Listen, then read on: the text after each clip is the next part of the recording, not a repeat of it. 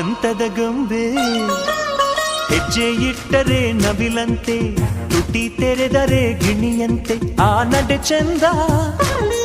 ಆ ನುಡಿ ಚಂದ ಆ ನಗು ಚಂದ ಆ ಗುಣ ಚಂದ ಯಾರೇ